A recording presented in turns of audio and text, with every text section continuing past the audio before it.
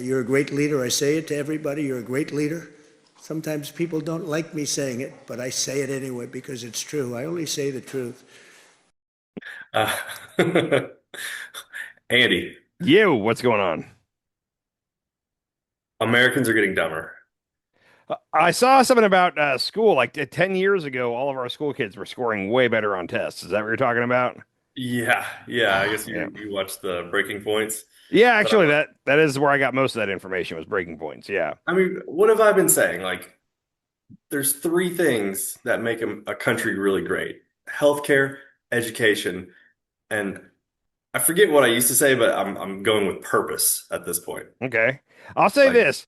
I think they kind of they brought this up as one of the reasons on breaking points today. But I really firmly believe like the technology in the classroom, not kids' cell phones, but like everything they do is on a computer. Like my kid has headphones in her backpack, and every day, like I'm gonna say for a good portion of the day, they pull out their school issued Chromebook and put on their headphones and listen to like a PowerPoint presentation on a lesson versus a teacher standing at the front of the room like telling the class.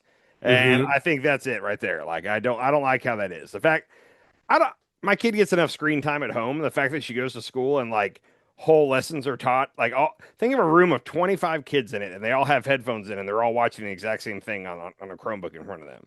Like I don't like that. I mean, I don't know if that's the case. I mean, they're learning. They're still learning. There's still information being put in front of them. There's a disconnect with attention spans, I think. Well, and the attention spans are also brought on by technology, I will say. So that Okay. there's a part in Yes. that. But even I think Sagar said today, we're going to be just quoting breaking points here. But when you type something, it doesn't give you the same kind of retention as when you write something down. Like physically writing something down, your brain remembers it. That same thing doesn't happen when you type it for whatever reason. Every time I have to write something, I write it down first and then I put it in the computer. I dictate it to the Yeah. computer. So I did pull a clip from the breaking points one, let's just see so it. everybody knows what these numbers are. Why test scores are in a generational long decline. And in general, what they see is that across America, whether you're rich, whether you're poor, whether you're black, whether you're white, whether you're Hispanic, whether they've done this program, whether they've done that program, students are performing worse than their peers 10 years ago. District level test data, which was released by the Educational Opportunity Project at Stanford, reveals that compared with a decade earlier, reading scores were down last year in 83% of school districts where data was available. Math scores were also down in 70%. The declines have affected rich and poor and crossed racial and geographic divides. The new data provides the first national comparison of school districts through 2025 and shows a detailed picture of individual school districts have performed over time. From 2017 to 2019, students lost as much ground in reading as they did during the pandemic. Reading scores continue to fall at a similar rate through 2024. That's scary. And this was all predicted way back in like 2007. A great philosopher named Mike Judge put out a movie called Idiocracy, and it foretold where our civilization was heading. And I feel like we're on track right now. And he mentioned during the pandemic there, I didn't think about this, but the fact that my kid is using a Chromebook for so much now and all these power, like I think the teachers learned how to do that during COVID out of necessity. Like they had to be able to assign homework and classes to kids sitting at home. And it's Yeah. like they just figured out how to do it. And they're like, oh, this is easy. I only have to do it once, and then I can just make all 7 classes today watch this same video without me having to stand up there and do it 7 times, like once for each class. So I think they learned how to do it in COVID, and now they're just maximizing it. And I don't like it. Like I'm putting a lot of blame on that. There might not be any science behind it, but I'm putting blame on that. So Yeah, I talked to a couple of teachers during the pandemic and they all kind of had the same thing where it was just like, yeah, the kids aren't paying attention, so I just kind of throw on a video and let them learn that yeah. way. Oh, my kid was in kindergarten like the first year of the pandemic, and I would sit like right beside her desk just off screen and basically like get her attention. Anytime her mind would start to wander, I would be like, "Hey, like get focused on the," and I kept her locked in the whole time. But yeah, I definitely don't think everybody's parents were doing that. So Well, there's got to be a better way, right? Better way, better I way. The thing is, the better way would require more funding for schools and for paying teachers. Like, you're not going to get quality teachers if you're constantly cutting teacher pay. And then the size of the classroom. Like, I firmly believe the size of the classroom is a big part of this. Every private school, like, that's one of the big things is like smaller classrooms, like the ratio of teachers to kids is better.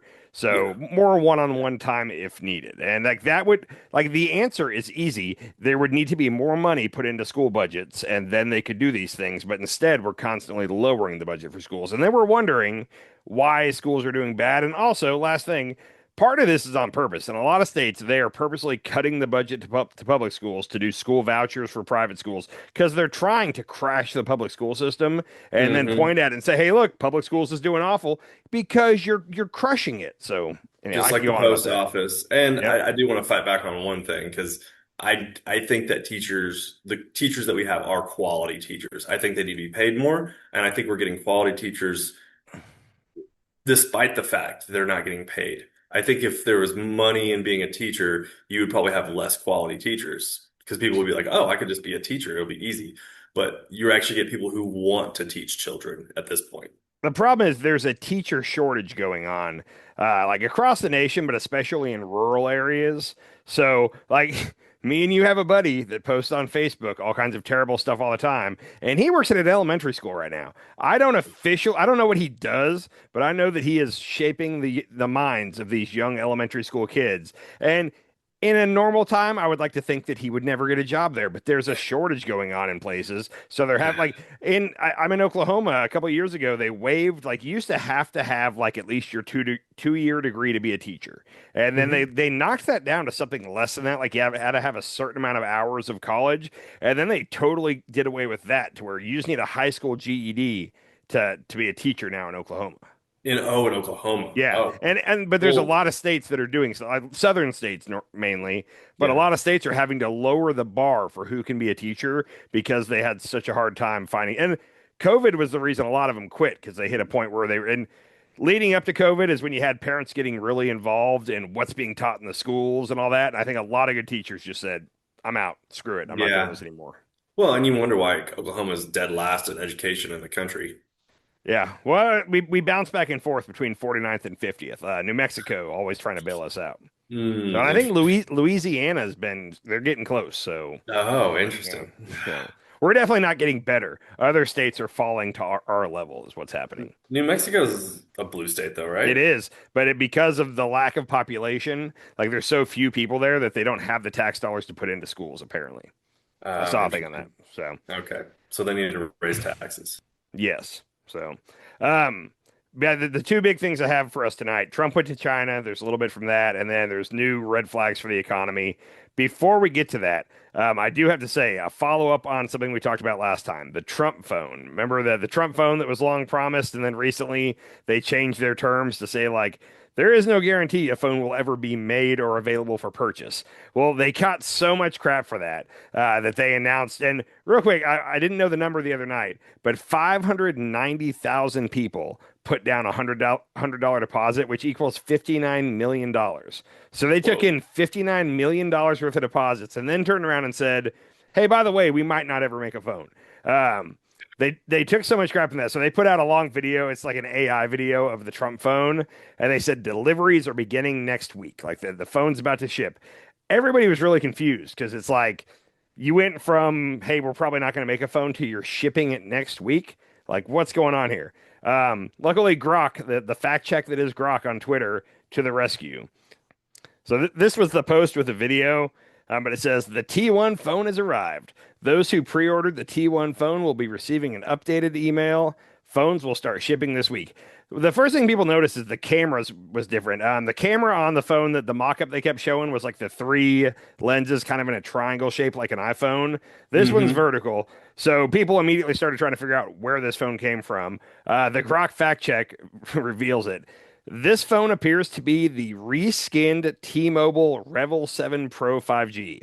WingTech, now owned by Luxshare, makes it in three different places in China. It's not American made. It's a 2024 model, and it retails on Amazon for $126. He's selling it for $5.99. Sorry, $4.99. So they took a $126 Amazon phone, put a gold skin on it, and marked it up to $499. And this is the Trump phone. So all the Didn't they people say it was going to be American made? American made, and then recently when they updated the terms of service, they also said inspired by American ideas. They replaced where it said American made, and it said inspired by American ideas or something along those lines. Isn't it illegal to change the terms of service after you've actually put money down on something? You would think, but you know who would do something about that? A little organization that doesn't exist anymore called the CFPB, the Consumer Financial Protection Bureau. And Trump, it was part of DOJ. So they got rid of it. So if you have a complaint to make about this company, tough shit. Like good luck. The CFPB ain't here to save you. So Oh man. anyhow, that's like I hate to say this, but like screw those people. Like if you put down $100 on a Trump phone, I don't feel bad for you in the slightest. If you go for it at this point, you should just accept the fact that you lost $100 and move on. But Stop if you voting for Trump. yes, but if you go ahead and say, I'm still going to pay the $4.99 because I want to have a Trump phone, and then you get this shitty phone that you can buy on Amazon. If you can buy it on Amazon for $126, I'm going to guess it's not anywhere near the quality of the iPhone or whatever they currently have. Just throwing that out there. 100% So not. And it's not American made. it's almost like I'm almost happy this happened. Like screw those people. Not all Trump voters. I'm saying the Trump voter that would see this and go, "Oh, I got to get me a Trump phone." Yeah. Best case scenario, this drags out for another 2 years, and these people don't get their phone for 2 years, and then Trump releases these phones, and then everybody sues him for, Now, uh, you know, discombobulating the whole terms of agreement. so these are made in China, and where was Trump? I think he's still there. He might be flying back right now. Yeah. But Trump was in a bind. The people are throwing a fit about the whole Trump phone thing. He goes to China. I'm sure they hooked him up. They were like, "Hey, we have a bunch of these phones that are 2 years old. They're outdated. Nobody wants them. We'll give you a great deal on it." I guarantee. I feel very strongly that happened in the last 48 hours while he was in China, and they quickly mocked it up with AI and said, "Okay, tell him we're shipping them next week." And these are all coming straight from China. You wonder Yeah. what did he have to give to get this deal? I don't know. Speculate. Yeah. What did he have to give to get that Yeah. deal? And then we're going to get into China for real in a second. The only other quick follow up from last week. Do you remember the clip of he was a Republican guy on Fox, and I can't remember who he was, but he's the one who the clip ended with him saying, "The irony is that Donald Trump knows the Bible better than the Pope does." Yeah. Remember that line? Okay. I like to check in and see what the vibe is in like the podcast bro sphere because not all Trump supporters are watching these shows, but like enough of them are to where it helped put Trump over the edge last time. Like that and Maha, all these things came together. I always want to know what the bro sphere is saying. Here's a quick clip from Andrew Schultz just because I got a kick out of it. Here's something. He's like, yeah, obviously the Pope doesn't know what's in the Bible. Trump knows what's in the Bible. No, he did not say that. He said, like, based off of the rhetoric going on, obviously Trump must know more about Christianity than the Pope. Sarcastically or dead fucking serious. He's being serious. Yo, what is going on? Yo, that's bro? a hard job to just cap for that motherfucker all the Yeah, I time. know, Like, right? yo, just let it go, man. He's fucking up everything. Just call it what it is. Like, you don't have to fucking cap for this dude. Like, I see that guy, Scott Jennings, he's losing hair. Do you know that guy who's on CNN and his job to just be like, everything Trump is doing is right? Yeah. You could tell he is stressed. According to I'm glad to see Andrew Schultz fighting back. Like after he was so gobnobbing Trump before the election, and now he's flipped 180 on him. I'll say I'm that- happy. he was one of the first to do it. Like him and Tim Dillon were the first two bold ones to kind of go against the grain. And Yeah. then since then, almost everybody is kind of following along except for Rogan. Like there's Rogan and, I'm sure you could name some others, but he's the biggest one and he's starting to do like some small criticisms, but he's still pretty much defending. Anyhow, it makes me feel good about the midterms and about 20, because like, again, of the total vote, let's say this is 1% to 2% of voters that are paying attention to podcasts. It probably is something really small like that. 1% to 2% matters. So Yeah. I'm loving it. So Yeah, no, that's right. And I don't know. Rogan's kind of weird. I think he has so many billionaire friends, and all of his billionaire friends are best friends with Trump and the Trump boys, and they're all just raking in the dough right now. Well, that's All of what them. Tim Dillon, very funny podcaster. I recommend everybody watch him. But he talks all the time about how these billionaires keep trying to invite him over to their house for dinner and stuff, and he won't do it because he knows what they're trying to do. They're trying to basically compromise him to where now he can't criticize them because he's their friend. And the way he always describes it, it's almost like he's taking a very thinly veiled shot at Joe Rogan because Joe Rogan's going to those dinners, like he's hanging out with all of them. So Yeah. Yeah. anyhow, I can do that. yeah. So on to China. First of all, have you been paying attention to Trump's China trip? Have you seen anything about it? It seems weird. The only thing that I've really seen is like they get there and like he brought a bunch of billionaires with him and some goons from his administration and Marco Rubio, and they're all basically sucking up to Xi. They're kissing his ass. Real quick, this video's probably over a minute long. It's longer than I like to play, but it's so interesting because Trump likes to do the thing where he's like, "You don't have any cards. I have all the cards." And like when he has any European leader in the Oval Office, he's kind of disrespectful to him. Like he's alpha dogging. That's the best way I can say it. He's showing who the alpha is. He's kind of treating him bad. When he gets around certain leaders like Putin and Xi, like it just all goes out the window, and he's almost enamored by them. Yeah. A year ago, we were sticking it to China. We were hitting them with 55% tariffs, and he was talking shit through Twitter. Things have drastically changed. We're going to talk about our economy, but like suddenly, like we don't have the upper hand when it comes to economic stuff. Like they've kind of got us by the balls in a couple different ways. Our economy depends on cheap shit coming from China. I think Trump now realizes that Trump would never say this, but we're in a position where we need China more than they need us. Like they've played this whole trade war really well. They said that at the beginning of the trade war.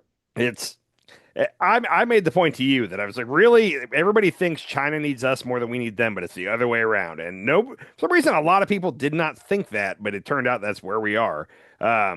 This is the opening statement. I think the first day they were there, they got the delegation sitting on each side of a really long table, really awkwardly, and kind of Trump's opening statement to Xi was just kissing his ass so hard that I couldn't believe it. Check this out real quick. Well, President Xi, I want to thank you very much. First of all, that was an honor like few have ever seen before. And I think I was particularly impressed by those children. They were happy. They were beautiful.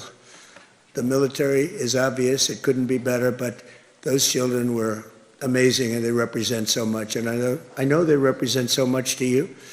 You and I have known each other now for a long time. In fact, the longest relationship of our two countries that any president has had. And that's, to me, an honor.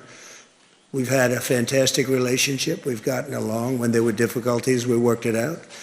I would call you, and you would call me. And whenever we had a problem, people don't know, whenever we had a problem, we worked that out very quickly. We're going to have a fantastic future together. Such respect for China, the job you've done. You're a great leader. I say it to everybody. You're a great leader. Sometimes people don't like me saying it, but I say it anyway because it's true. I only say the truth. And I just want to say on behalf of all of the great delegation that we have the greatest businessmen, the biggest, and I guess the best in the world. We have amazing people, and they're all with me. Every single one of them, we asked the top 30 in the world, every single one of them said yes. And I didn't want the second or the third in the company. I wanted only the top. And they're here today to pay respects to you and to China. And they look forward to trade and doing business. And it's going to be totally reciprocal on our behalf. So I really look very much forward to our discussion. It's a big discussion. There are those that say this is maybe the biggest summit ever. They can never remember anything like it. I can say in the United States, people aren't talking about anything else. But it's an honor to be with you. It's an honor to be your friend. And the relationship between China and the USA is going to be better than ever before. Thank you very much. Thank you. Bro. There's so much. We should have broken that up into multiple clips because there's so much to talk about there. He is so weak. So That's okay. First place to start. His body language while talking to Xi, several people have pointed out he was sitting with his shoulders in and his hands in, like he was the beta, like looking across the table, talking to the alpha. And I'm not a body language expert, but so many people noticed that. At the beginning of the clip, talking about how beautiful the children were over and over was I pulled that clip too. okay. We'll get there in a second. He mentioned all the billionaires, which we're going to get to in a second. He said the business is going to be reciprocal. Key point we're going to talk about in a second. At the end there, he said that this is the biggest summit ever. People in America aren't even talking about anything else. Normally, the president going to China is a pretty big deal. It hasn't been this week at all. Like, there's a lot of other stuff going on that people are talking about. I think that your average person does not know that Trump is in China right now. Like, unless you're watching the news all the time, you probably don't know that. Like, it's Okay. definitely not all that we're talking about in America right now. So, Interesting. Yeah. the billionaires on the plane, real quick.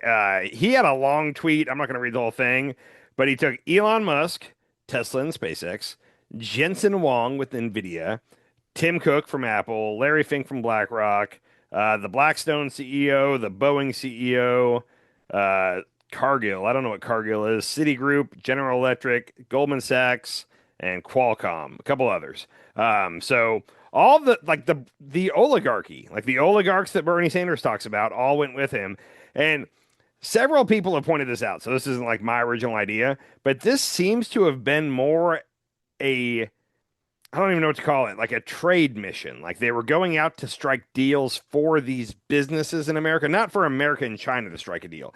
And Right. that it doesn't make sense for him to do that unless you think about one aspect of this.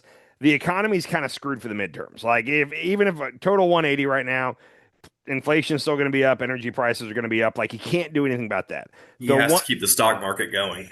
the one thing he can point at is say, look, the stock market's almost at 60.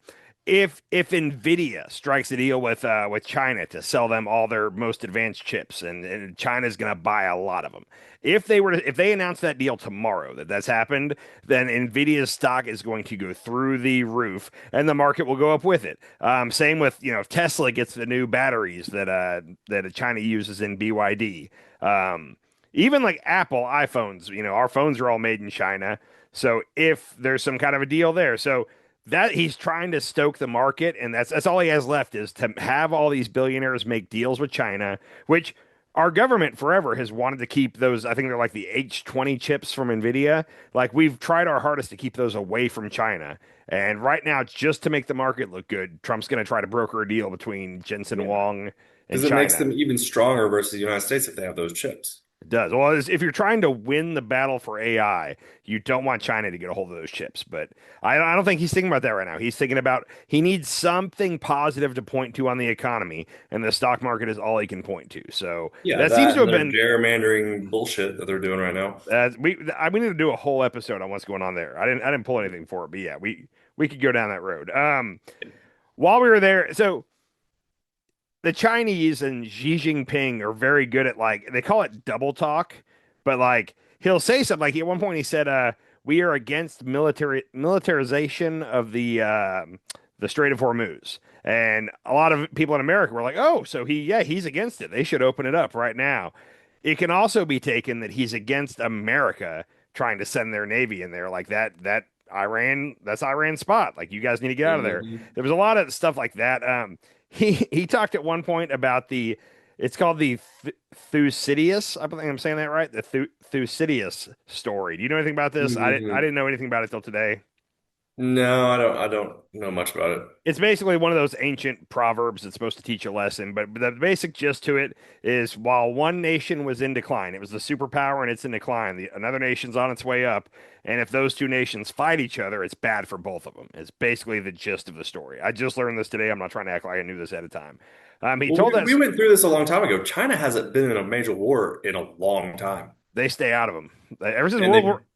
And they're building their military. I mean, how much military equipment do they have compared to the United States right now? They're not where we're at yet, but they're drastically approaching. Like soon, I'm talking about how much. Like, what is like they're stockpiling it, right? They have, and we're running out of ammo. We're running out. As far as munitions, you could be right. As far as like how many jets do they have? How many bombers? How many submarines? How many aircraft? Like we have more of all the big equipment than they do.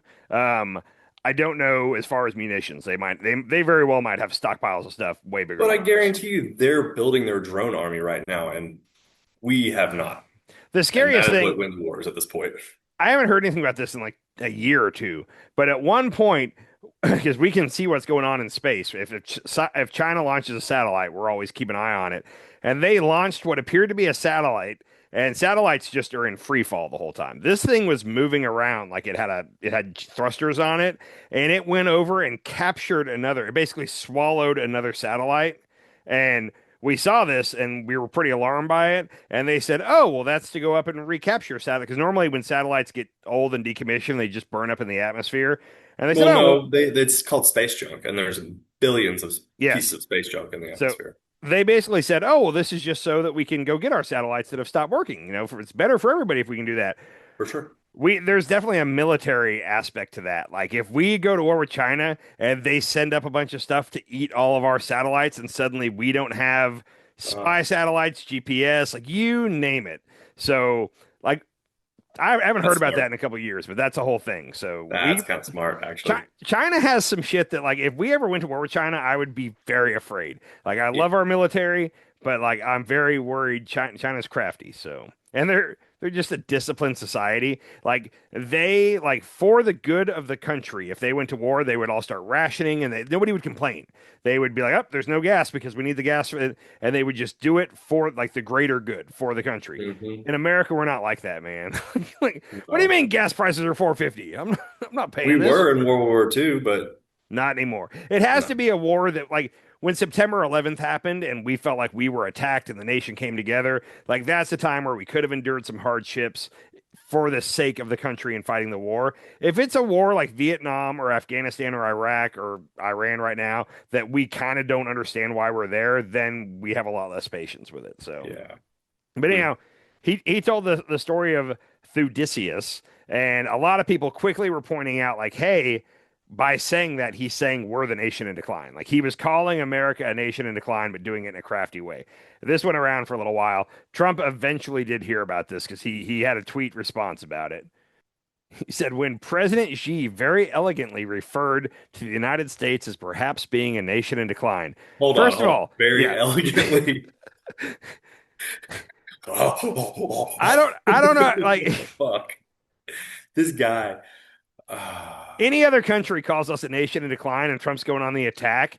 And his opening line, when President Xi very elegantly referred to the United States as perhaps being a nation in decline. No, he called us a nation in decline. He didn't say perhaps. He didn't say it elegantly. Right? You know what? I guess he did say it in a real smooth way to where Trump. He said it, and at the time, Trump had no clue what Thucydides, whatever however you say it. I didn't know either. I'm not. Anyhow, the rest of the statement. I'm going to read it again from the start. When President Xi very elegantly referred to the United States as perhaps being a nation in decline, he was referring to the tremendous damage we suffered during the 4 years of sleepy Joe Biden and the Biden administration. And on Okay. that score, he was 100% correct. Our country suffered immeasurably with open borders, high taxes, transgender for everybody, men and women's sports, DEI, horrible trade deals, rampant crime, and so much more. President Xi was not referring to the incredible rise the United States has displayed to the world during the 16 spectacular months of the Trump administration. And then he goes on to list all of his accomplishments. Uh,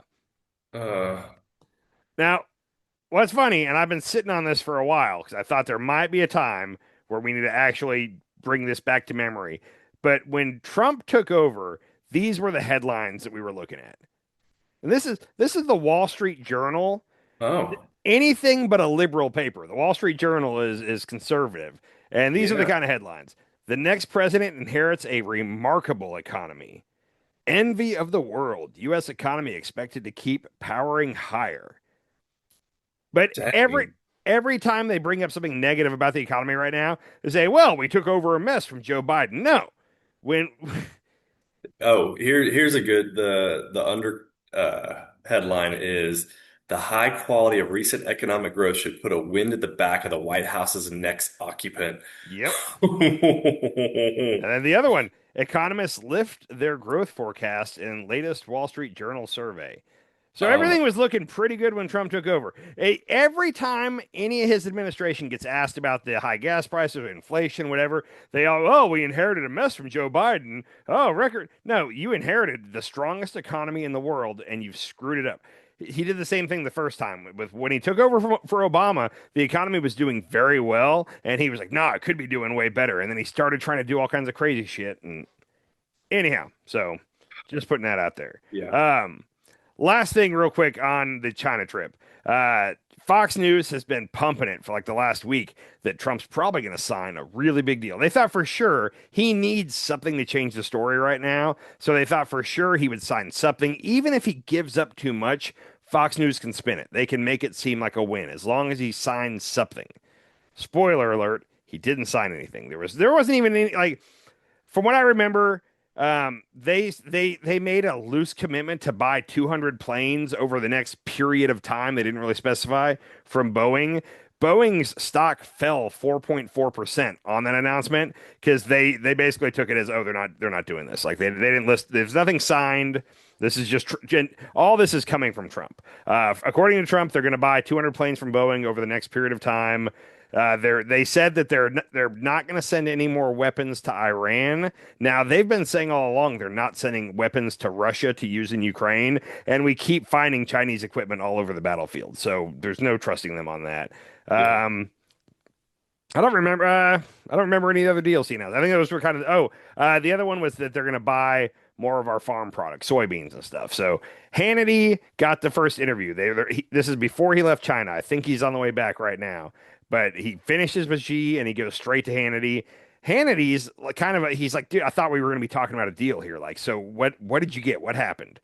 Tell me, just based off Trump's response, how you feel this is going. That'll come off. So we had a lot of, we were in there for a few hours, right?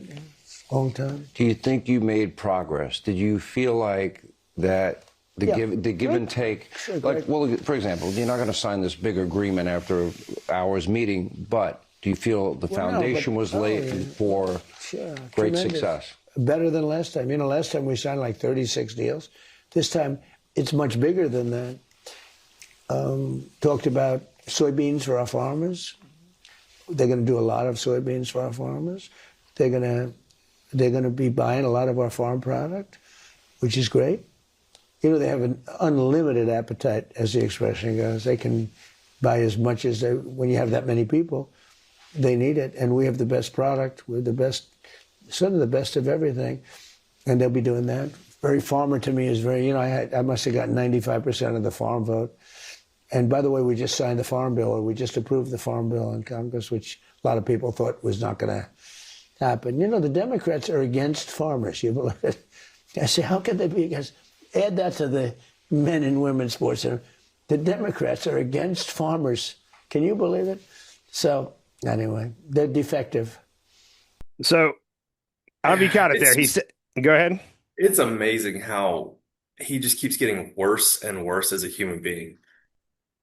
He's just getting old and tired. Like he's about to be 80. He's gonna be 80 in less than a month. It's not even that. He's just lying. The Democrats are against the farmers, and we signed 36 deals last time, which is a lie. And now it's even bigger than that. They're going to buy soybeans, which the last time he put tariffs on soybeans, so they cut us off from all our soybeans, and then decided to buy less than they were buying before. Okay, you're right on all that. First of all, there's a reason he's talking about the farmers. We're going to talk about that in a segment. He brought up the farms for a very specific reason. He said, well, last time we signed 36 deals. Little note here. I don't know if 36 is the right number, but they signed what's called MOUs, memorandum of understanding, something along those lines. And it's basically, we agree to talk about this more in the future is what we made some progress. We're going to keep looking into this is kind of what it is. And when was that? That was in his first term, I think. Okay. And did any of those come through?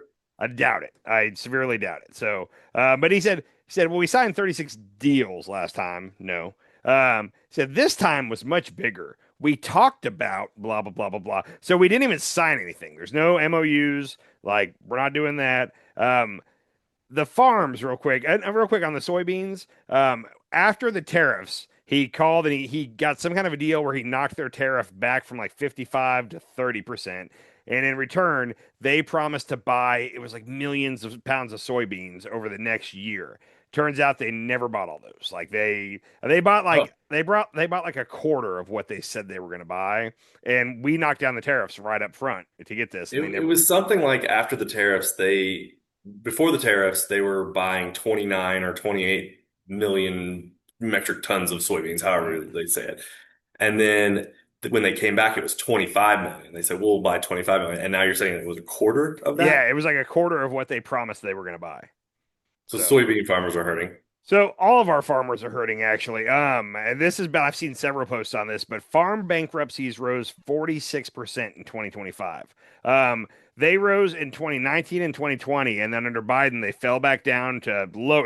You don't want any farm bankruptcies, but lower. And then Trump's first year they went back up, and this year they're on pace to be way up from the 46% last year. I'd love to blame Trump for all this. A good part of it has been these weird the climate change type stuff. Like there's been unseasonal droughts in certain areas and high heat and all this different stuff that's kind of out of anybody's control is causing the problems right now.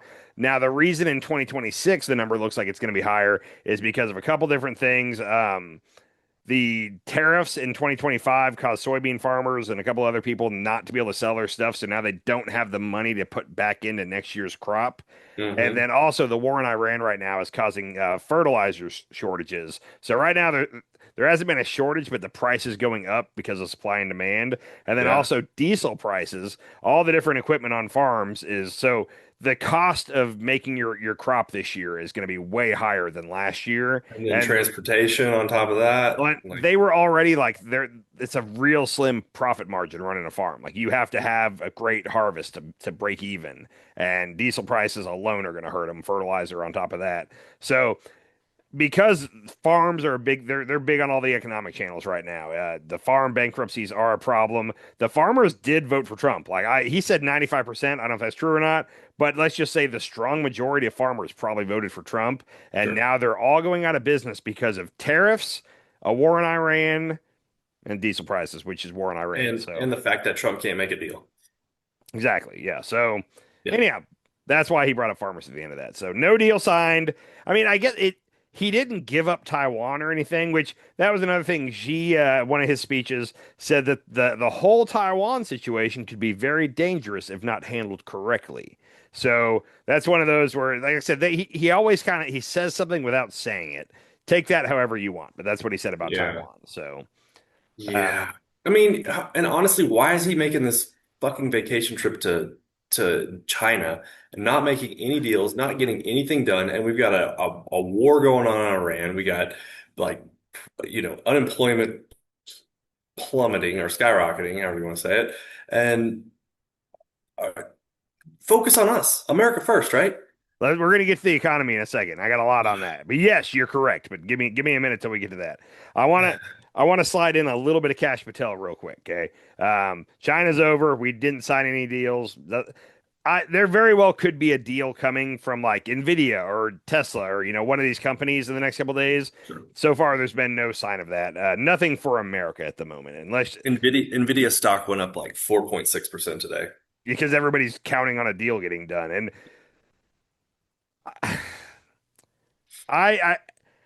it's one of those where they're going to get the chips. So from what I've read, we do sell the chips to these other countries, and a lot of them then backdoor the chips to China. So China's been getting these chips, but in smaller numbers than they would like. So it's one of those where it's like, you know what? If they're going to get them anyway, do we just go ahead and let NVIDIA sell it to them so at least our stock market can go up? Or do we try to like really clamp down and make sure that none of those chips are getting to China? I don't know if you could win that battle. Like eventually China's going to get those chips. So I don't know. Yeah. Anyhow, real quick Kash Patel update. We haven't talked about Kash in a while. The reason I'm thinking about Kash, he was in front of it was the Senate Judicial Committee or something like that. And there were so many clips that were just annoying as hell. Chris Van Hollen, the senator that went down to El Salvador and basically rescued the Kilmar Abrego Garcia. Remember that whole deal? Oh, yeah. Van Hollen, there's talk that he could be the next leader of the Senate after Schumer. So he's keep an eye on him. But he was asking Kash a lot of questions about the reported alcohol use of Kash.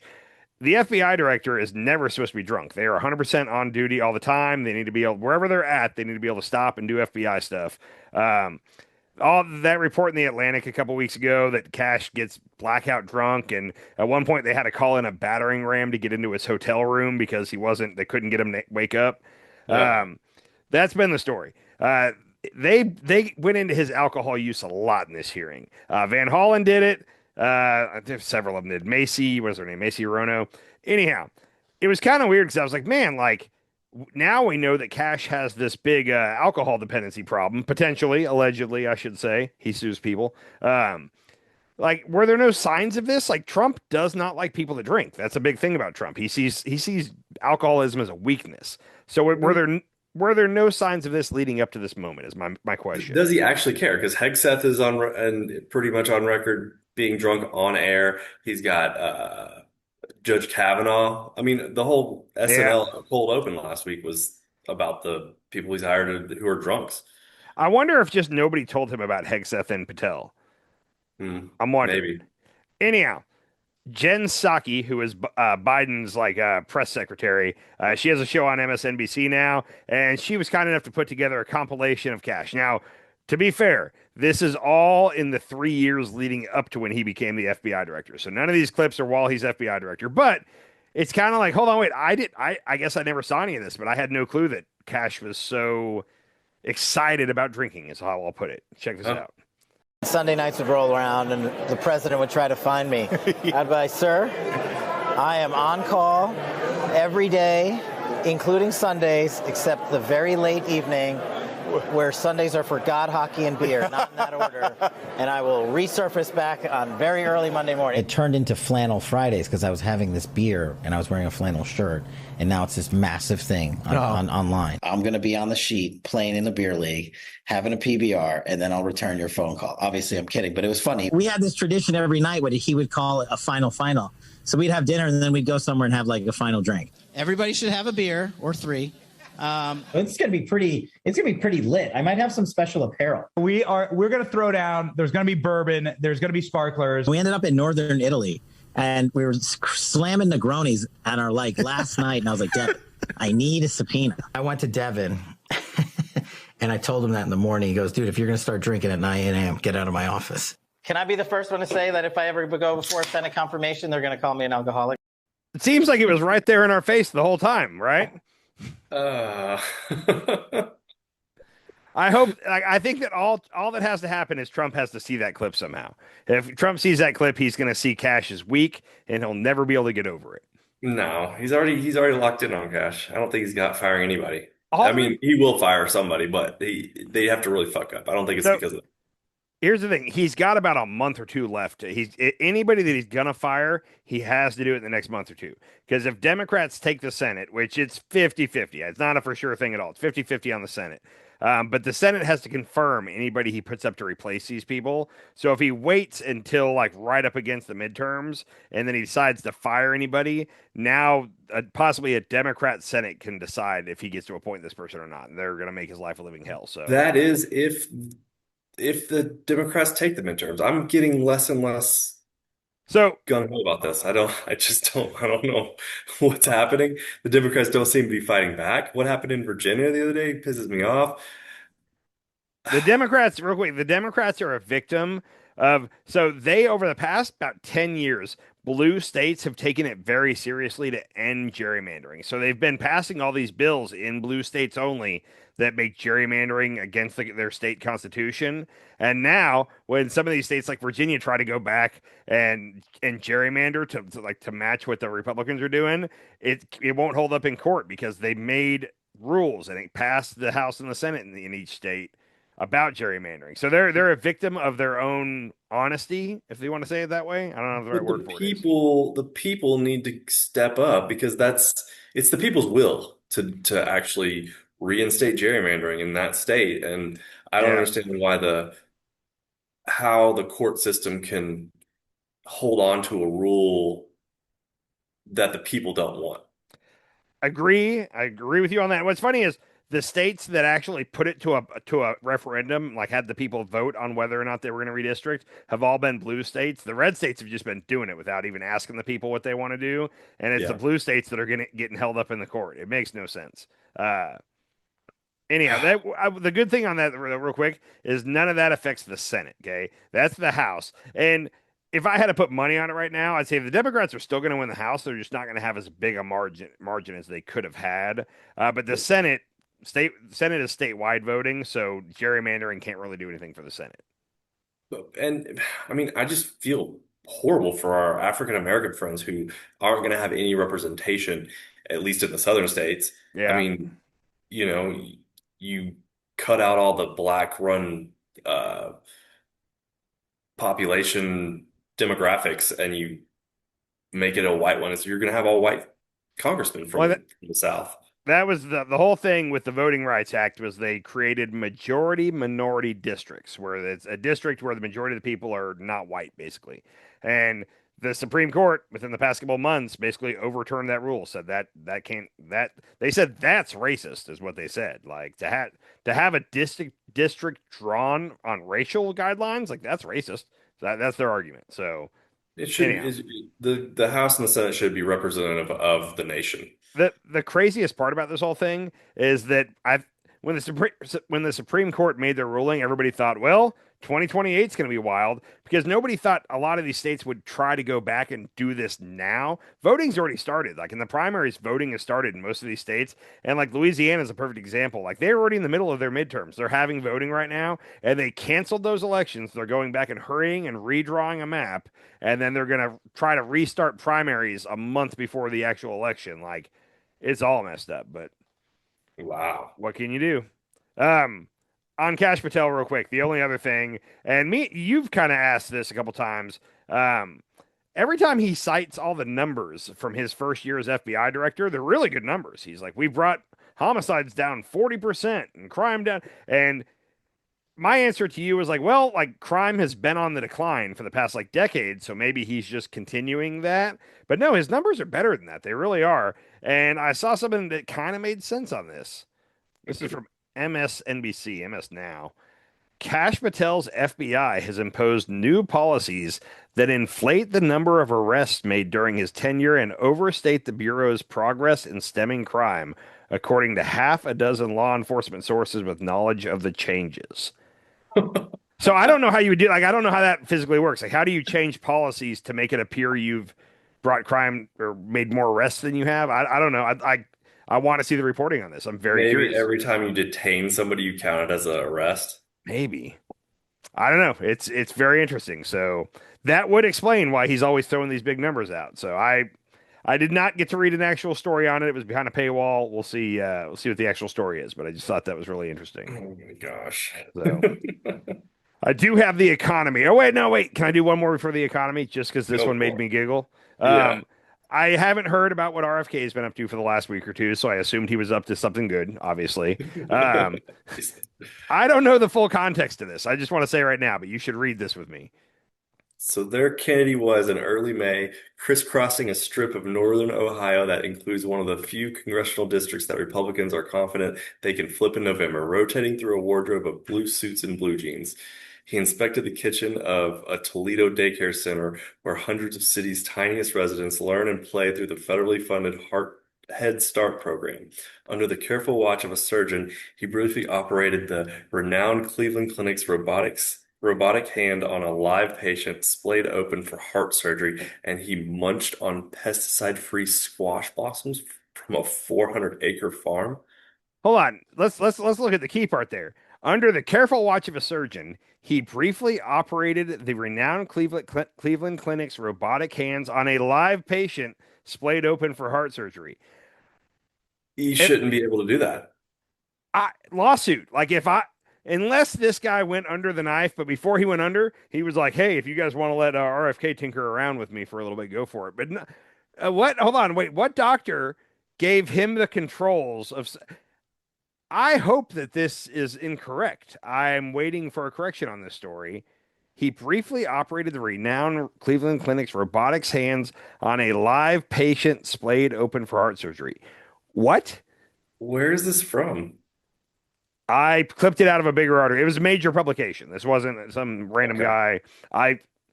There wasn't anything else on it. That one line that I highlighted is like it didn't go on later to talk more about that. It just kind of said it in passing. He also did open heart surgery on someone, or he tinkered around with someone's open heart while they were doing surgery. I don't know how you put it. What in the world is going on? I don't. This is I fun. don't know. So If I was that patient, I would sue 100%. Can you sue RFK for that or the doctor? Who you do would sue the for? hospital for that. It'd be the hospital. It has to be. Yeah, So because something could horribly go wrong. He has no idea how to do open heart surgery. maybe he does. Maybe while he was falconing, he also did some open heart surgery. He did open heart surgery on that raccoon. Well, He gathered his penis. he learned on the raccoon penis. He took it home, dissected it. If you can dissect a raccoon penis, you could probably do open heart surgery. I'm just throwing that out there. They're basically the same thing. Blood's flowing through them. I mean, Same thing. it's an Penis. organ with blood flowing through it. What could be so weird about it? I don't know. What could go wrong? Yeah. RFK doing surgery. What the hell? Why does he? Yeah. Anyhow, on to red flags with the economy. First of all, I got a couple just stats for you. According to ABC News, U.S. household debt, including mortgages, credit cards, auto loans, and student loans, reached an all-time high of 18.8 trillion for the first 3 months of the year, according to new data released on Tuesday from the Federal Reserve Bank of New York. You remember? Go ahead. When 18.8 trillion? That's combined Americans' household debt. What? Do you remember like a week ago when I played that clip of Kevin Hassett talking about how credit card spending is through the roof, so the economy's doing great? Yeah, people are having to put everything. People can't afford to pay the basic bills. They're having to put their dinners on credit cards right now. Like things aren't going well. Well, I remember hearing a story, and it could have just been credit card debt. But I remember it hit like 1 trillion, like probably during the pandemic. It's 18. I don't know when it hit a trillion. It's 18 point. What did I say it was? You said 18, yeah. 18.8 trillion. Jeez Louise. Yeah. So on that note, since we're going down the economy rabbit hole, we had some new numbers come out. I'm going to let Fox do the honor of telling us these numbers. I love it when they have to give bad numbers because you can tell that they're like trying to not sound sad, but they are. Check this out from Fox. The latest read from the University of Michigan on consumer sentiment. What do we have, Madison? Bad number. The number is 48.2 for May. That is a record low. It was expected to slip down to 49.5, but 48.2. We also have some news on inflation, 4.5% increase over the year in inflation. You know, when you look at this number, 48.2, this is the third straight decline and the second record low in a row. Setting records on consumer sentiment, all-time lows 2 months in a row. And did she say 4.5% inflation? Okay. Yeah. Energy costs are up 22% year over year, just so you know. Grocery prices was another one. Grocery prices in the U.S. soared faster in April than any month in nearly 4 years, driving up the cost of everything from frankfurters to tomatoes, cupcakes, and according to government data. So grocery prices are up. Big, not a big shock when inflation's up to 4.5. The crazy part of this, I always hear them talk about the different types of inflation. There's different labels for different stuff. I learned a new one: wholesale inflation. So apparently wholesale inflation is your indicator of what's coming in a month or 2 months or 3 months. Okay. Wholesale inflation is the cost that businesses are paying for the raw goods. Basically, it's going to take time for that to then get passed on to the consumer, normally 1 to 3 months. Wholesale inflation jumps to 6% in April on annual basis, biggest increase since 2022.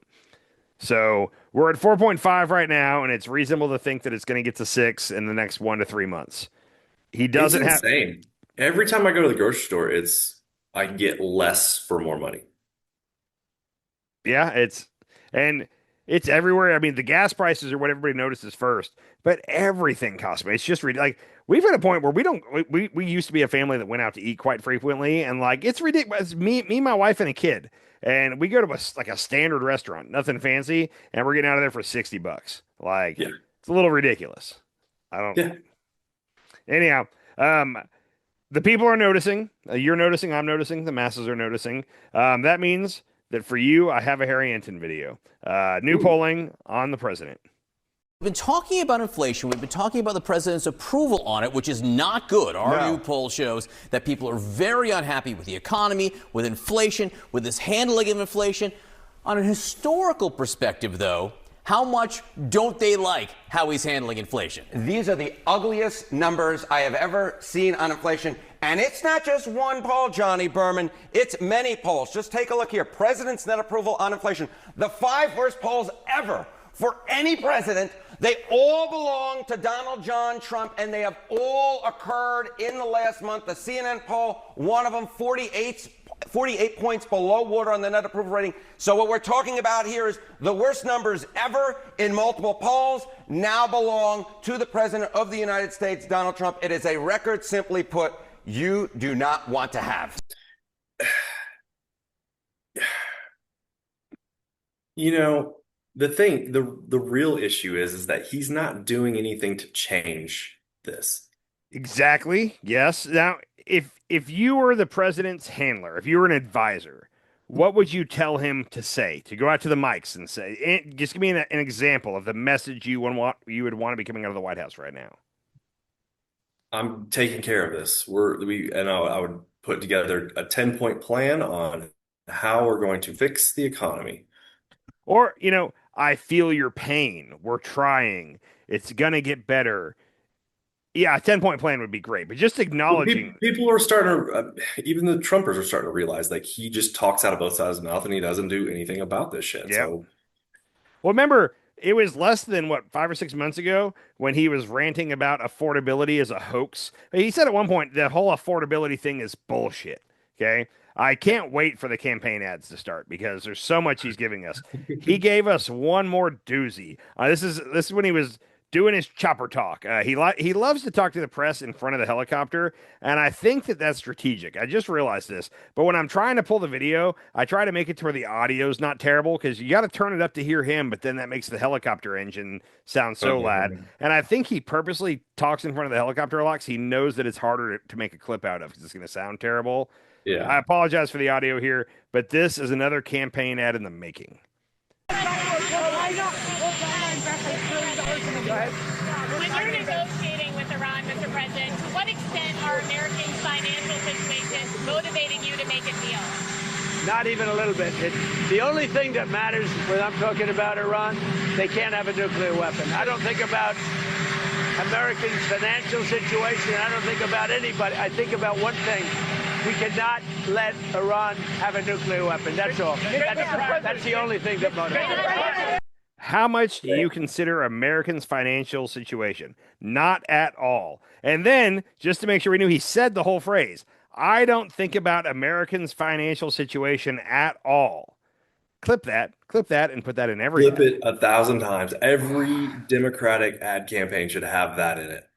The messaging is terrible because he could have very easily said there, well, of course, I understand that Americans are hurting, but the most important thing right now is to make sure that Iran doesn't get a nuclear weapon, and we're going to try to do everything we can from the federal government standpoint to mitigate the pain people are feeling. Like, he could have said it in an artful way, but still made his point that overall, Iran not having a nuke is the most important thing. He didn't even try to do that. He said, I don't even think about their financial situation at all. Make that into an ad. Think about all the different things he said. Affordability is bullshit. Like, I just want to see an ad that's a compilation of all that shit. Oh my gosh. Right into my veins. What And then, a nerd. while all this is going on, people are hurting. He's building the ballroom. He's building the arch. Oh, also, good news. We've got an update on the golf course. Oh, the golf course. This is one of the 3 golf courses that he's federally taken over in D.C. and remodeling. This is from the Secretary of State, or Secretary of the Interior, Doug Burgum, excited to unveil the new design for the East Potomac Golf Links renovation from Fazio Design. Like iconic public courses of Bethpage Black and Torrey Pines, East Potomac will offer locals of the National Capital Region championship quality golf at an affordable, highly discounted rate. What? We don't need a brand new championship level golf course. Stop wasting your time on that. Make our lives better.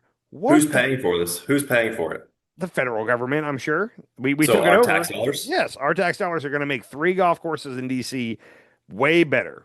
And these are city, like me and you used to play a little bit of golf. I think I played a little bit more than you. But like city golf courses, municipal golf courses, they're always a little crappier and they're cheaper. Like I'm playing a city course today. It's you're just getting out to hit some balls. That's Fine. okay. That's what you expect out of a city course. He wants it to be a championship level city course. This is only the first of 3 that we're doing, so spare no expense when we're talking about golf, especially when it's the taxpayers' money. It's not even his money. Spare no expense, make it glorious. Everything he's doing is just destroying this country. It's like one bite at a time. I mean, that goes to the national debt, the Trump Day arch, national debt, the ballroom, national debt, Trump flying to China, national debt, Kash flying to Tennessee, national debt.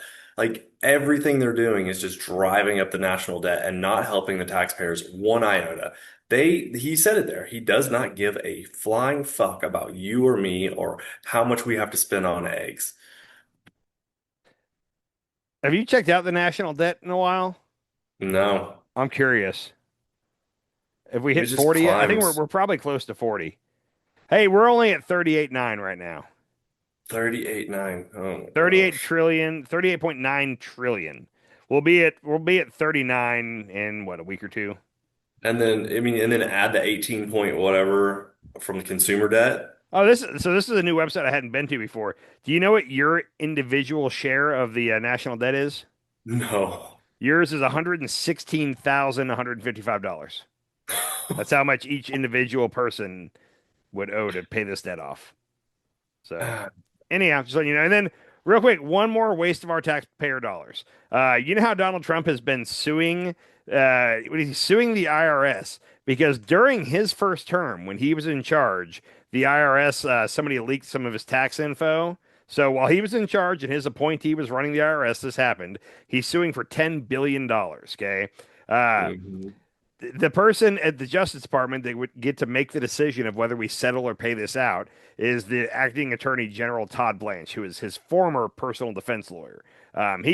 So the judge said, "Hey, you're basically suing the government. You're in charge of both. You can't do this. You need to work out a settlement," is what the judge said. So they were told to work out a settlement, or the judge is going to throw it out.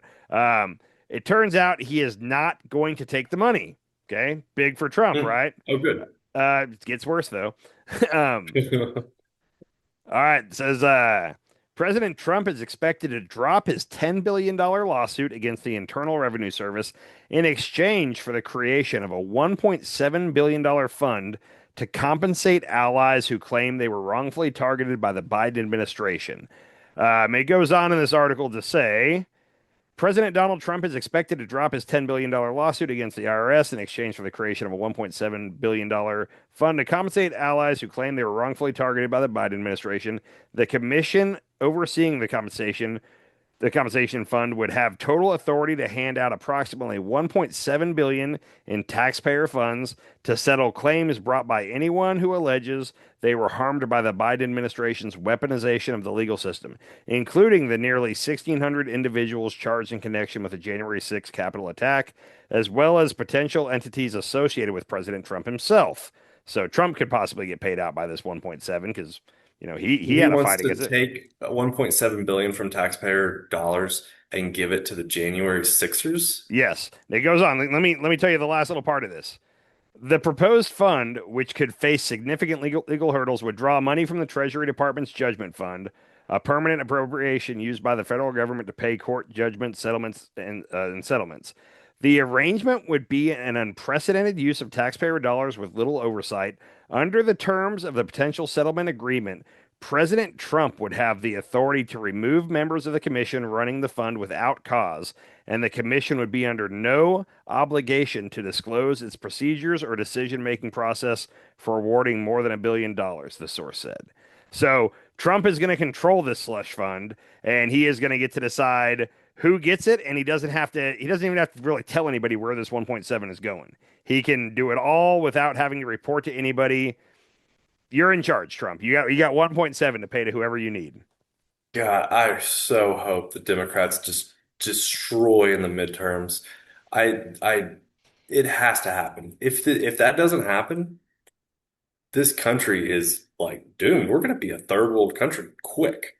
Yeah, I mean, we got a while to go till third world, but like we as Americans, we've been spoiled. Like we're America, we're the best country, and like the fall from number 1 to like the number 3 spot is gonna hurt us. Like just because we're not used to this shit. Like No, but what happens if people can't eat?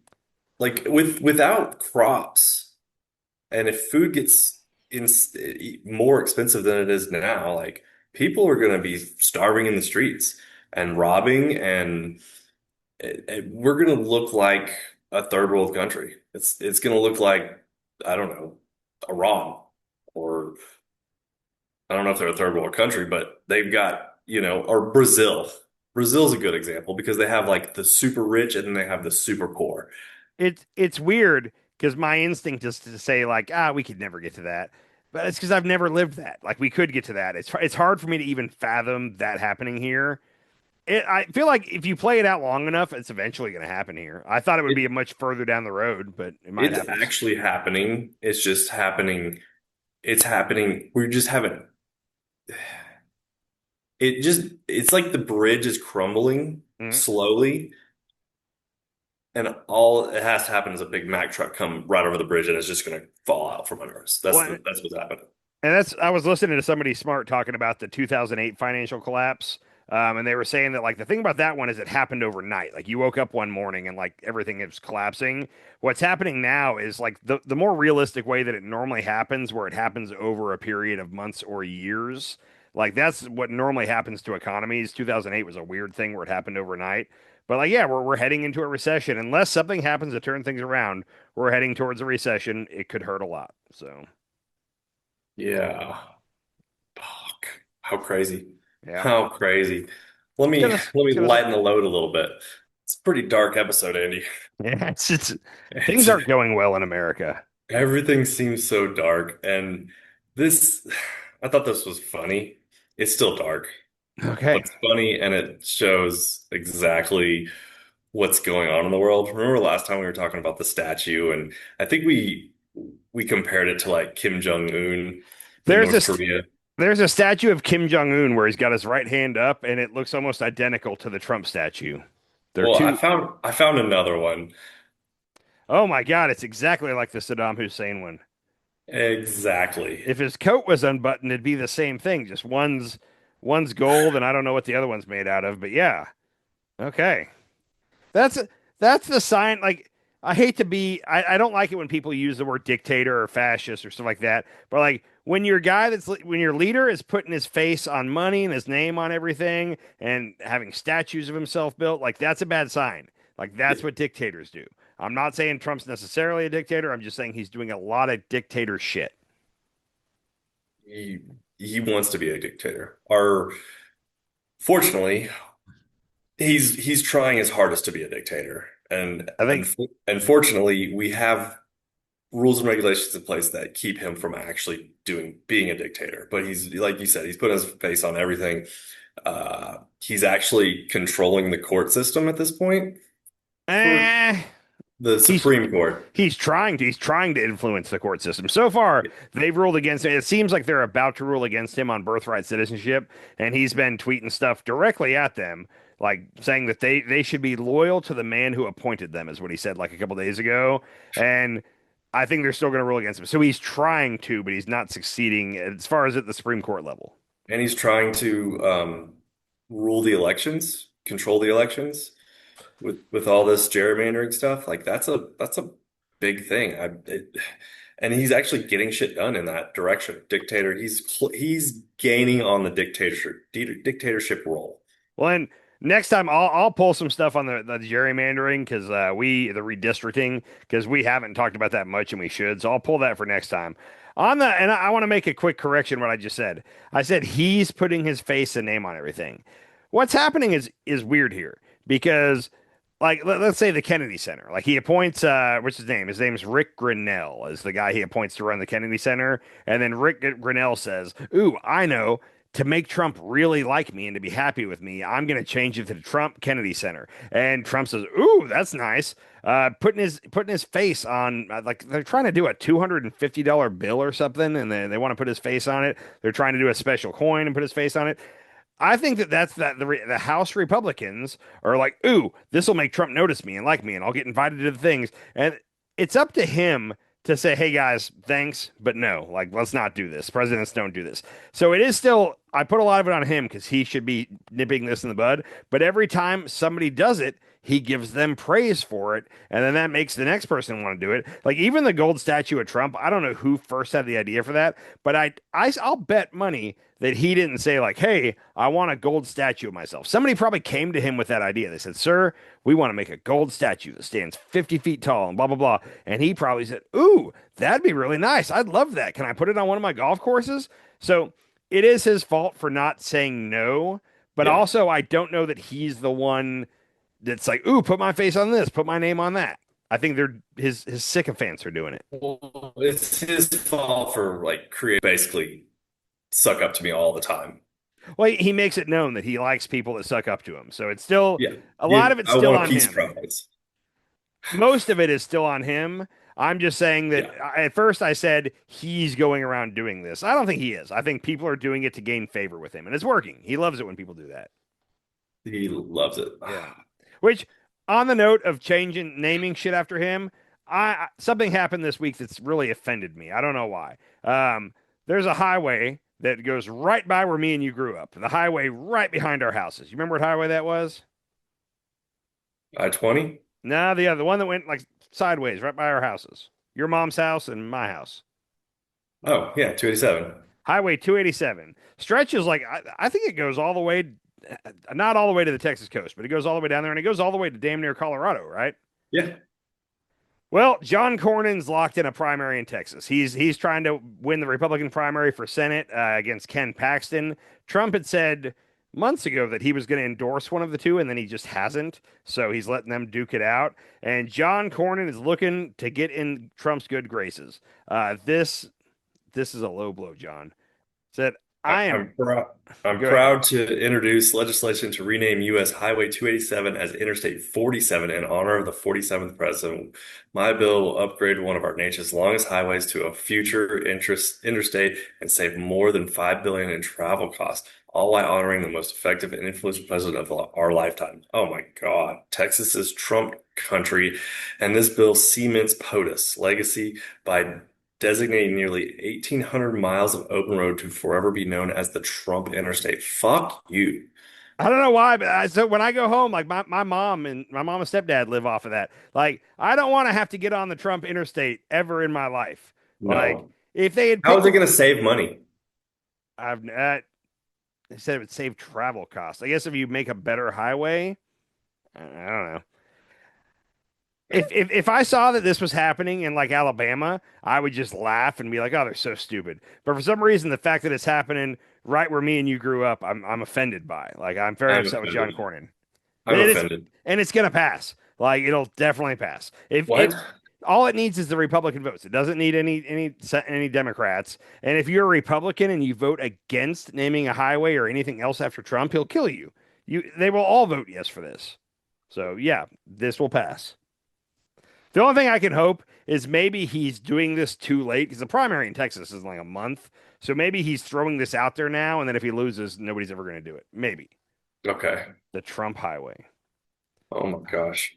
I've only got 2 things left. You got anything else to add? Oh my gosh.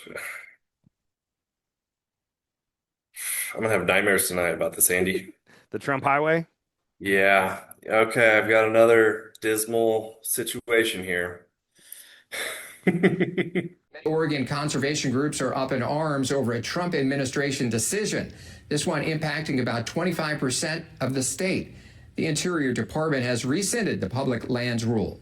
The 2024 rule adopted under former President Joe Biden put conservation on equal footing with development. Bureau of Land Management land makes up about 25% of Oregon and includes popular local areas like Hyatt Lake, the Table Rocks, a 43-mile segment of the Pacific Crest Trail, and many areas along the wild and scenic Rogue River. The Sierra Club says 130,000 comments were submitted during the comment period, with an analysis showing 98% backed keeping it in place. Okay, so is that just the BLM land? Was that in Oregon where that story was? Or It's is that... It's across the United States. So, like, me and you used to go out to some, was it the LBJ National Grasslands? That was run by the BLM. Is that gone now? Is that going to be opened up for, like, development? It's going to be opened up for a lot of things. It's most of it's going to be logging, drilling, mining. But yeah, development. I mean, remember when we camped out there? Yeah. And all night long we could hear a boom, a boom, a boom. There was an oil derrick or something nearby, right? Is that what we thought it was? Yeah, I think it was a fracking mine is what it was. Yeah. And I remember I was so pissed about that. I was like, this land has fucking a fracking mine on it. Like, we're out here camping in the middle of nowhere and we can hear that. And it's just, I mean, it's just going to be more and more of that. We're going to have less and less. Real quick side note. You also almost lit the forest on fire that night, just so you know. That was you were trying to cook you were gonna cook like duck breast for us, and you were trying to get some bacon grease going, and you had a grease fire and a cast iron skillet in the middle of the woods. And it had like a 5-foot flame. I was about to hop in my truck and just leave. I was like, I'm not doing this. Because we had like a 1,000-degree fire going or something crazy. Anyhow, that's all I remember about that camping trip. So that was good. That was fun. Yeah. So what I don't get about this, and like we have friends that are conservative and outdoorsmen, and I want to hold them down and make them talk to me about this, because like a lot of conservatives they're outdoorsy people. Like they like to hunt, they like to fish. Like, wouldn't they also want to protect public lands? Like, that doesn't ever jive with me. Like the majority of outdoorsmen, and I know like in places like Colorado it's different, but like in the South especially, like they're conservative. They're conservative and they love going and using public land for hunting and fishing. But I don't get this. You saw that there was, I don't know how many, I forget the number, but there was a ton of people that commented on it, and 98% wanted this law to not pass. That's so ridiculous. Or to get shot down. 98% of the people. So this is a thing where the Republicans they run as a populist, and then every single one of their policies are not populist at all. Yeah.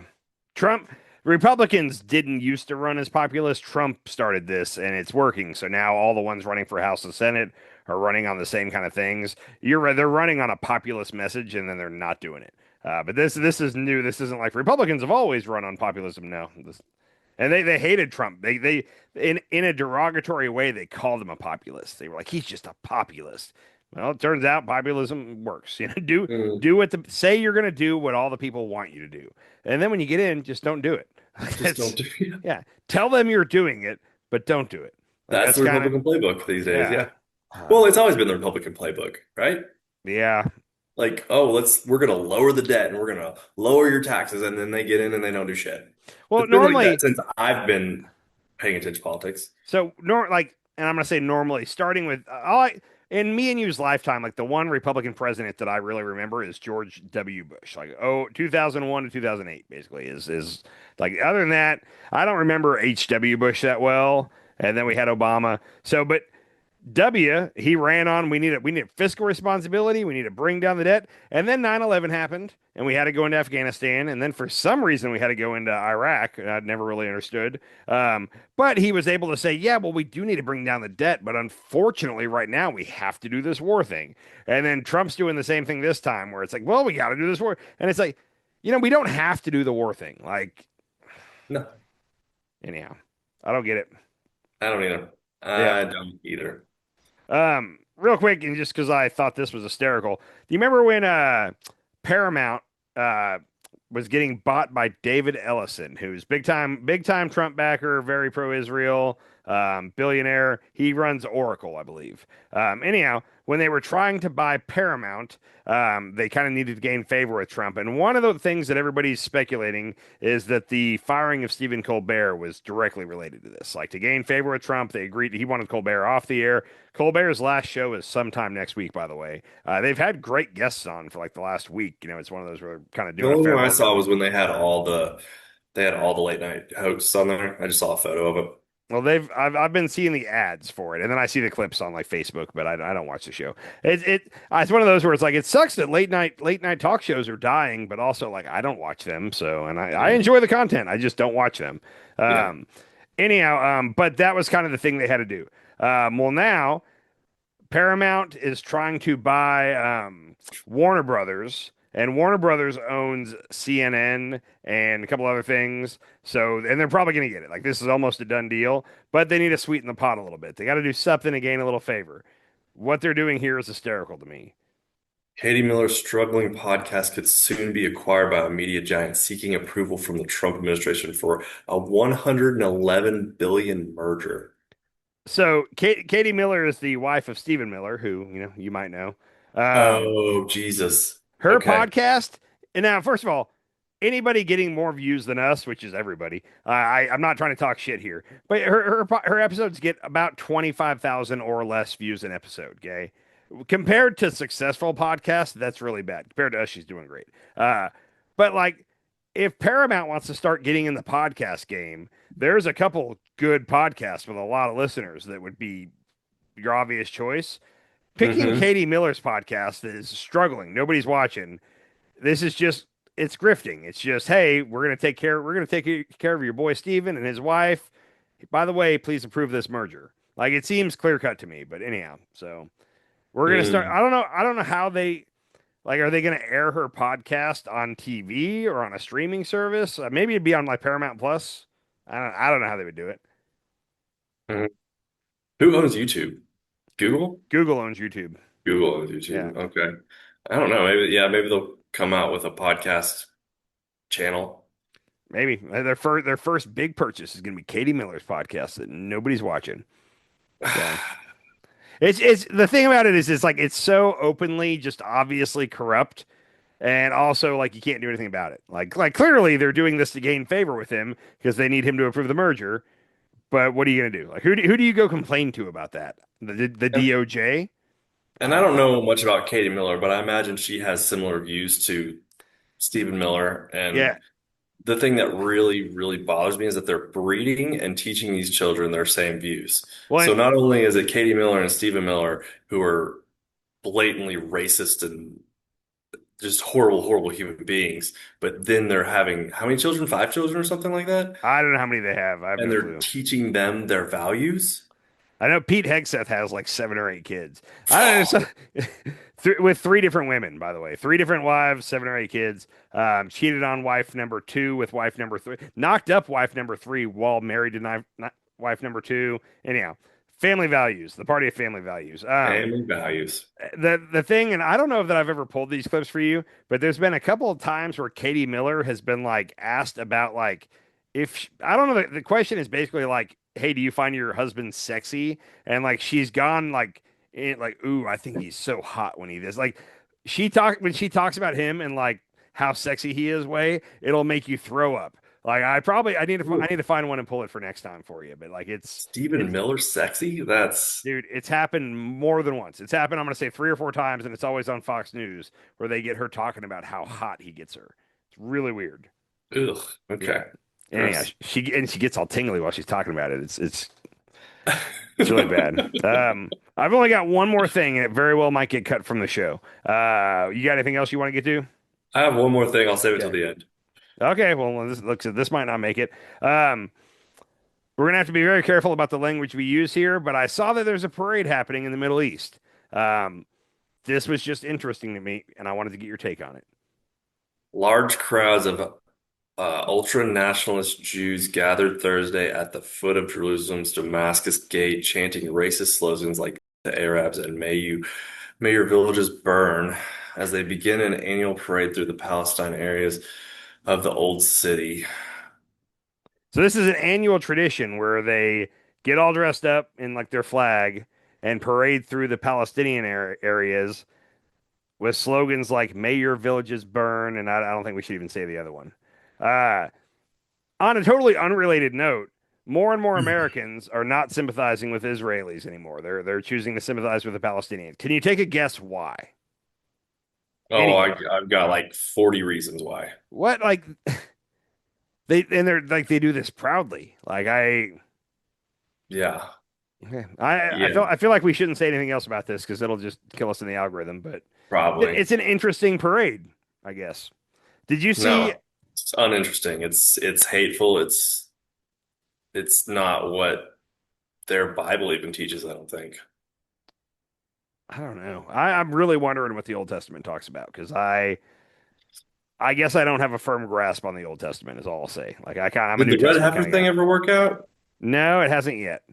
Okay. Yeah, but when that happens, Armageddon comes. So be ready. Armageddon is coming. Just remember, it seems like Armageddon is coming. It feels like Armageddon is coming at this that's point. still the craziest thing to remember is that there's a lot of people in our government that are actively trying to like force Armageddon to happen, and like they want it to happen so bad, and they're the ones that run our government.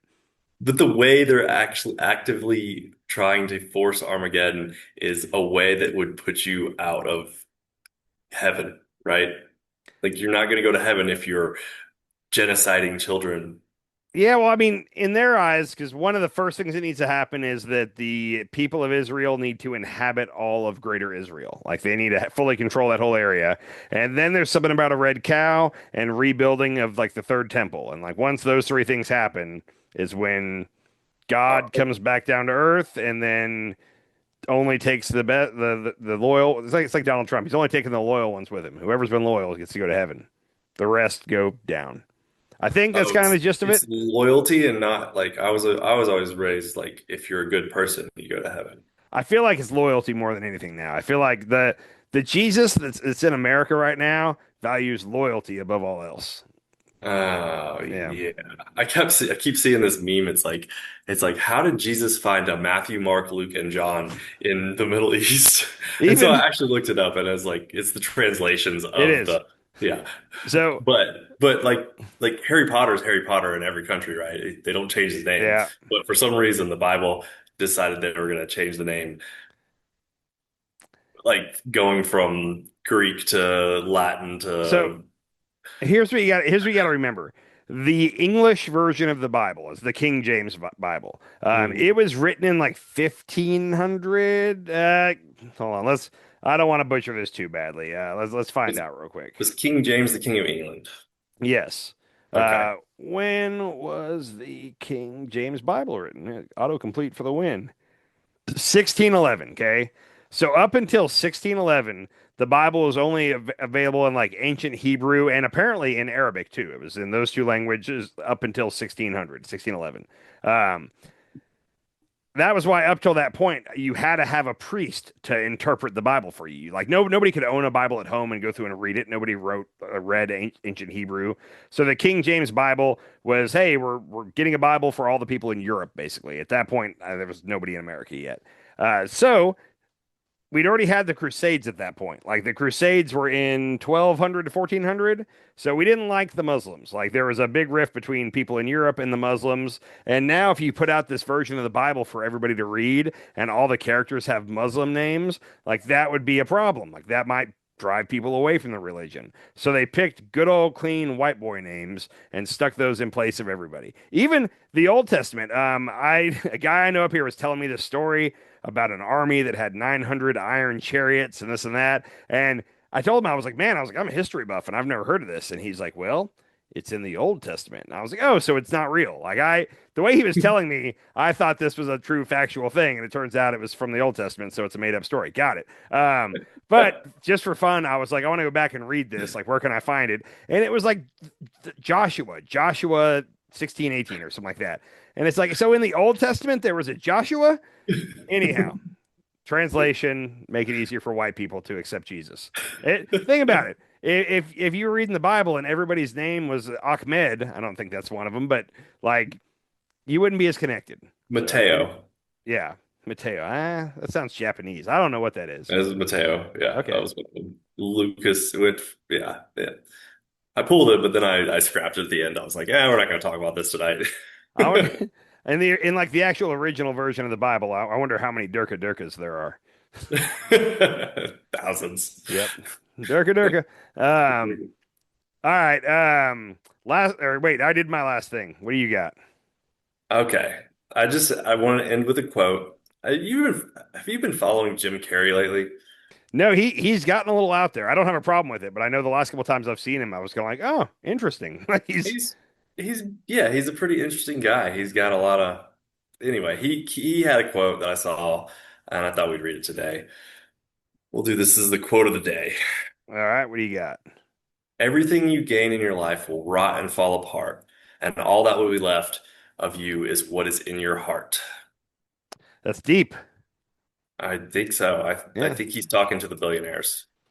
Well, and this isn't I'm not making fun of Republicans here. This is the left and right both. Like, I feel like there's a lot of people in America right now that have hate in their hearts. Like, I'm not trying to be all, thoughtful here, but like, just, it's social media, I think is such a huge part of it, but it's just people that are like, hey, fuck you. Like, that's kind of the vibe right now is like, go fuck yourself, like to fellow Americans. And I don't know how you get past that. And me at the very beginning of the show saying like, yeah, all the people that paid for a Trump phone, like, fuck them. I'm glad they're getting ripped off. That's an example of it. Like, I'm guilty of it too.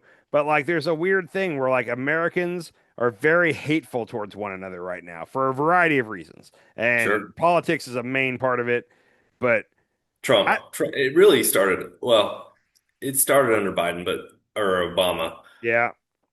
With Bill O'Reilly. And I feel like Trump has just exacerbated the hate in everybody's heart. The thing is, I think it's a lot of things, but when you look and you say, well, it kind of started under when Obama was president and there was, the Tea Party and all that, but like that also so perfectly coincides with like the rise of social media. Like when social media really started to take off, when Twitter came out, and like there's this weird thing where if you're in a car and somebody cuts you off or, tries to merge into your lane, hey, fuck you, but you get all big behind the wheel of your car with a door separating you from the person. But you would never, if you were walking down the street and somebody stepped in front of you, most people would never just start screaming at that person in obscenities. Okay. A keyboard warrior is the same kind of thing. And people feel so bold online to just shit talk each other. And you would never do that face to face. Like most people. Yeah. I know there's some assholes out there, but most people. I also think that it's a very small percentage of society that's doing that, the keyboard warrior. Incredibly small. And that's what I talk about this all the time with you, and I think I've said it on our show, but like Twitter is not real life. TikTok's not real life. Like there's times where I'll get fooled by it because I'll be like, man, everybody's upset about blah, blah, blah. Everybody's, and it's like, no, go to the grocery store and see how many people are talking about that. It's shocking how few people are online paying attention to what everybody's outraged about. People are paying attention. They're just not involved in it. Yeah. There's a lot of stories that get really big for people on Twitter. And like, even there's a couple dads that I'll be talking to, and like me and one of the other dads, like he's on Twitter and we always see the same kind of stuff. And he'd be like, hey, did you see blah, blah, blah, blah, blah. And I'm like, yeah, I saw it. And there'll be 3 other dads there that are just like, what the hell are you guys talking about? And none of them are on Twitter at all. So it's like, there's a whole other universe in America that's way bigger than the online universe that has no clue what we're doing. Like they're not paying attention to all these little drama things we're all watching all day long.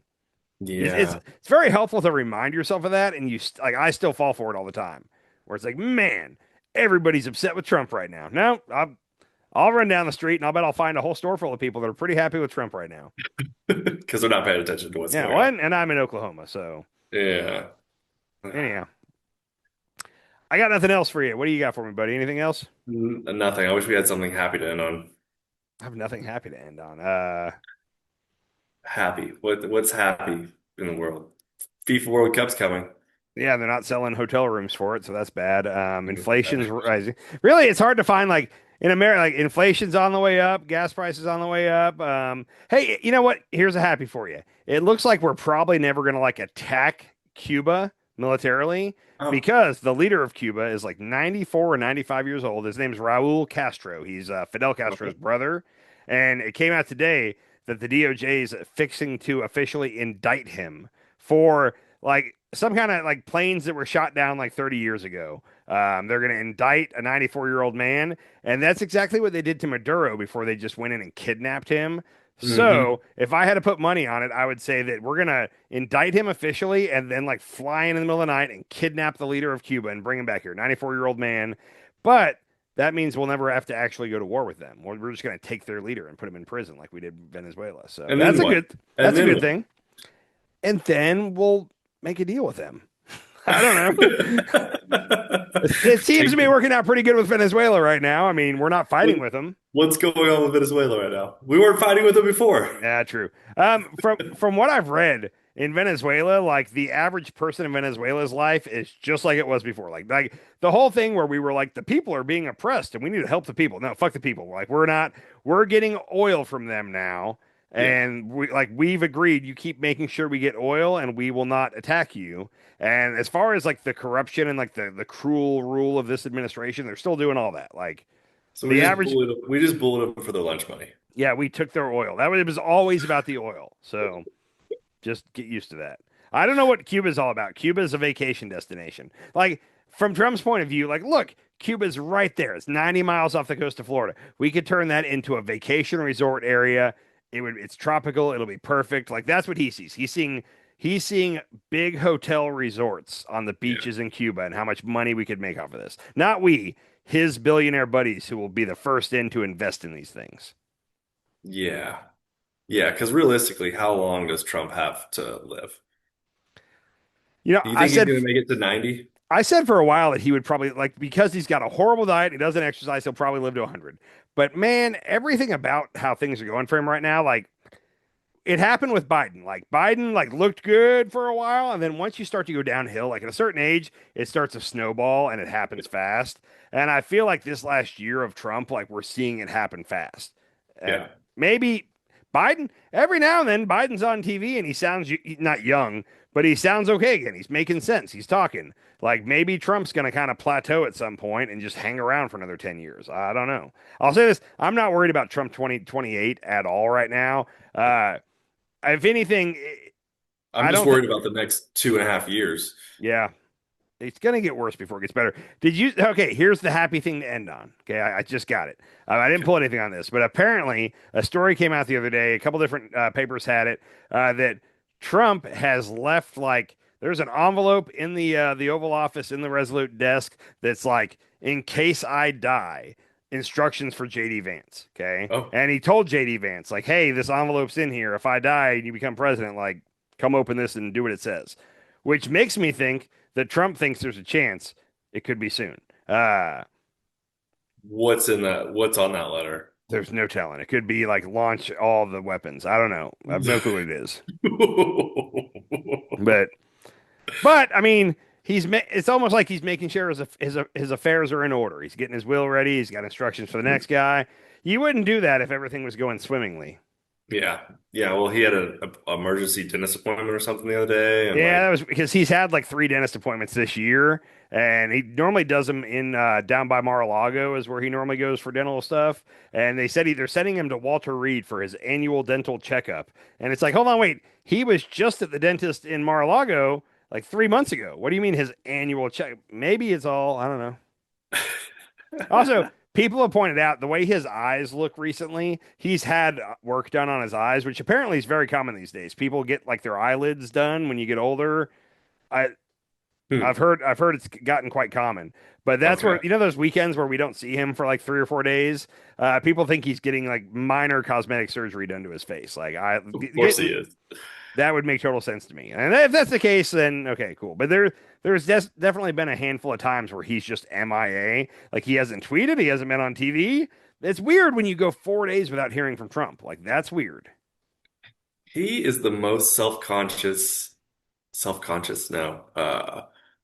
Self-conscious, right? Is it self-conscious? Yeah, that sounds right. Okay. He's the most vain. Can we say he's the most vain? That's the term. He's the most vain person for a obese man. He's vain and he just wants a big ballroom. Just let him have his ballroom. When are we Give him this ballroom. when are we going to see the signs, man? The signs been there all along. Trump wants a ballroom. He cares about his appearance. He likes things are clean. He likes gold. He likes to decorate. Okay, He does like to decorate. I'm telling you, the signs have been there all along. Anyhow, I'm not buying it. All right, that's all we got. Like and subscribe, and I'll see you next week, buddy. Peace. Later. Sometimes you eat the bar, sometimes the bar eats you.